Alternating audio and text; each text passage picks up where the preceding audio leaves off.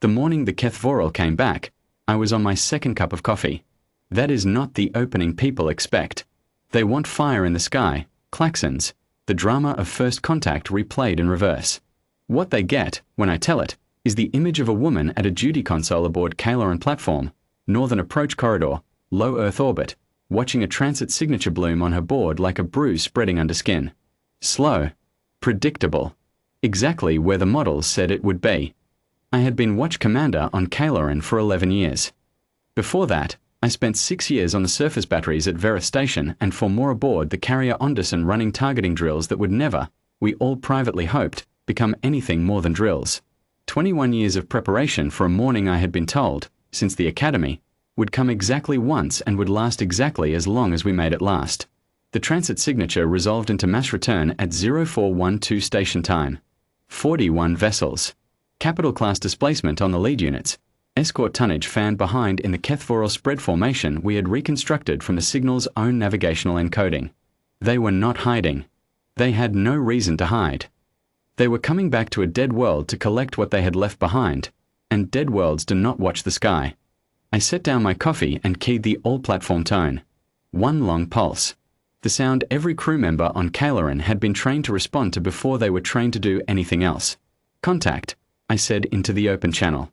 Northern corridor. 41 Keth-Voral displacement signatures. Capital escort formation.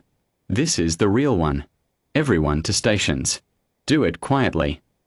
That last instruction, do it quietly, was doctrine.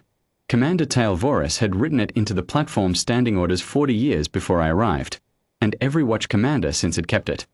No shouting. No running. No wasted energy. We had 30,000 years of preparation behind us. We did not need to hurry now that the moment was here. The Keth-Voral signal reached us at 0419. I had read about this in the histories, the training files, the recovered analyses going back 80 generations.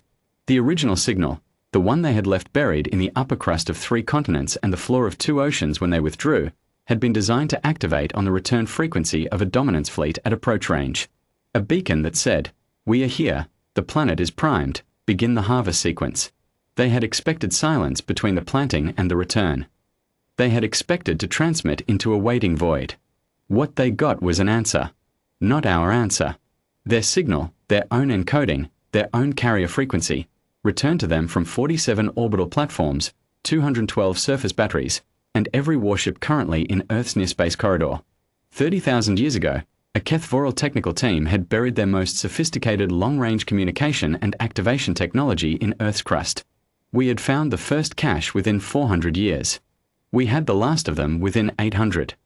We had spent the remaining 29,000-odd years learning exactly what they were, how they worked, what every frequency and encoding layer meant, and how to make them do things their designers had never intended. The signal the Keth-Voral sent at 0419 hit every receiver they had built and heard itself played back at them through a chorus of voices that should not have existed. There was a silence of approximately 40 seconds. I used it to finish my coffee. The response came in on the dominance command frequency, another gift from the signal caches, the complete Keth-Voral communication protocol library, recovered and decoded by the Verith Institute over the course of roughly 6 centuries. The voice that came through was deep, multiple-toned in the way of their senior command cast, and it carried the specific harmonic modulation that their encoding library told us indicated genuine confusion. Not alarm. Not aggression. Confusion. The sound of a mind encountering a fact it has no category for. Unknown station. Identify. This frequency is Keth-Voral dominance property. You are transmitting on a sealed military channel. I had rehearsed my response for 11 years. Every watch commander on every platform had a version of this speech memorized. Mine was 43 words.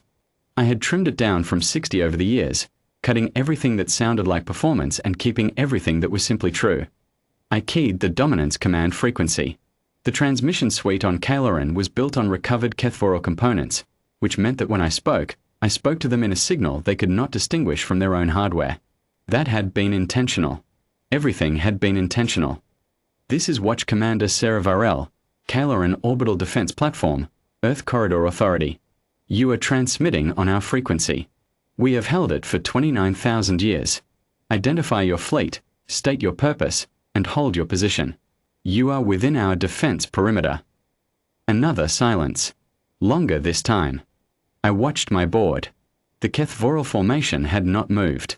The capital ships were running what I recognized, from the signal library's tactical encoding, as a full-spectrum scan. They were looking at Earth.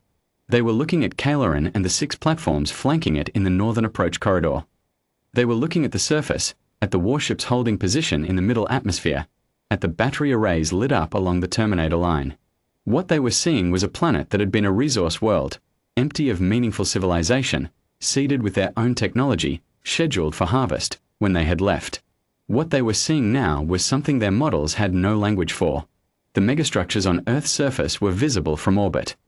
They had been built, in part, with techniques derived from the signal cache zone engineering data, not because we needed their help, but because understanding their methods had helped us move faster than we would have otherwise, and 30,000 years of determined work produces results that tend to impress. The orbital ring threading the equatorial band had taken 900 years to complete. Kalaran and its sister platforms had been in continuous operation for 6,000 years, upgraded in every generation, carrying the same doctrine forward across every iteration of hull and crew. The sky above Earth was not empty. It had not been empty for a very long time. The Dominance Commander came back on frequency at 0431. The confusion harmonic was still present. Something else had joined it. I had no formal name for it in the Keth-Voral Emotional Modulation Library, because the library was old and had been compiled for a species that had not anticipated needing a word for what it was currently experiencing.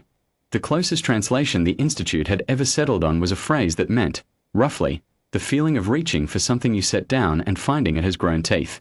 Earth Station. Our records indicate this world was classified as a pre-technological resource node at time of last survey. Your presence and your infrastructure are not reconcilable with those records. Please explain. Please explain. 30,000 years, 47 orbital platforms, 212 surface batteries, an equatorial ring, a fleet of warships that dwarf their escort tonnage by a factor their sensors were currently struggling to resolve accurately, and they were asking me to please explain. I understood the impulse. I had read enough of the recovered Keth-Voral strategic doctrine to know that they were a patient species, methodical, accustomed to the long view. They had planted the signal and returned 30 millennia later without any particular anxiety because their models had said the planet would be waiting. Their models had been built on every piece of information they possessed about pre-technical species and the rate at which civilizations collapsed without intervention or external pressure. Their models had not accounted for a species that found the intervention, studied it for 29,000 years, and built the intervention into the architecture of their defense grid. I'll keep it brief, I said. Your survey is out of date. Earth is not a resource node. It has not been a resource node for approximately 28,000 years. The signal you transmitted at 0419 activated 47 defense platforms, 212 surface batteries, and the alert protocols of the Earth Corridor fleet.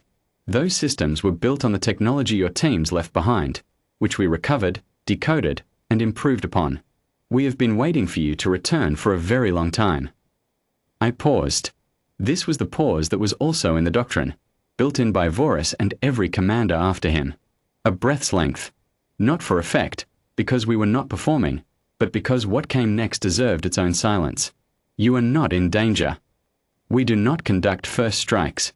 If you hold your position and respond to our approach vessel, we will deliver a formal data package containing the complete record of what Earth has built since your last visit, including the reverse engineering files on your signal technology, which we are prepared to discuss in detail. If you choose to withdraw, we will not pursue. That is also in our doctrine. The silence that followed lasted 4 minutes and 17 seconds. 4 minutes and 17 seconds is not very long in human terms. In Keth-Voral terms, based on the decision speed data encoded in the tactical library, it represented something close to genuine paralysis. Their command structures were built for certainty. They did not move quickly when certainty was absent. During those 4 minutes, I watched the fleet scan intensity increase, cycle, increase again. They were not finding a flaw in what they were looking at. There was no flaw. Kalaran had been built to be what it was, and what it was the answer to a question they had assumed no one on Earth would ever think to ask. The approach vessel launched from the Onderson at 0436. It was a diplomatic courier, crewed by 6, carrying the data package that the Corridor Authority had maintained in updated form since the Vorus Accords 300 years ago. The package contained everything. The recovery of the first signal cache. The century-by-century account of what we had learned. The engineering lineage that showed, step by step, how Keth-Voral technology had been absorbed into Earth's defense architecture. And, at the end, a formal diplomatic note in their own encoding, written in their own protocol language, which read, in the translation our linguists had certified to within a 94% confidence interval for idiomatic accuracy, as follows. We found what you left. We studied it. We used it. We are prepared to discuss terms at your convenience. If no terms are desired, the attached navigational data will guide your fleet to the transit corridor for departure. We have maintained that corridor in the configuration your ships require. We anticipated you might need it. The Dominance fleet held position for another hour and 20 minutes. I drank a third cup of coffee. My crew ran their boards, logged their readings, and did not make a sound beyond what the work required. The approach vessel held at neutral distance, beacon lit, waiting. At 0558, the Keth-Voral capital lead transmitted a single acknowledgement code on the diplomatic frequency. It was the code in their own protocol library that meant, message received, no terms required at this time, we are withdrawing. They came about slowly. All 41 vessels, the same formation they had arrived in, turning on the long axis back toward the transit approach. They had not deployed a single weapon. They had not moved a single ship inside our perimeter. They had looked at what Earth had become and made a decision that their 30,000-year-old models would not have predicted, because their models had been built for a different Earth than the one they found. I watched them go. I watched the transit signatures bloom and then close, 41 of them in sequence, until the board was clean and the northern corridor was empty and it was 0611 and the sun was coming up on the eastern horizon of the planet below. My second-in-command, Thomas, came to stand beside me at the viewport. He did not say anything for a while. Neither did I. There was not much to say. We had done the work. The work had done what 30,000 years of quiet preparation had built it to do. Same time next visit. Thomas said, finally. I looked at the empty corridor, at the clean board, at the planet below with its equatorial ring catching the morning light. Log it, I said. And get me a fresh pot.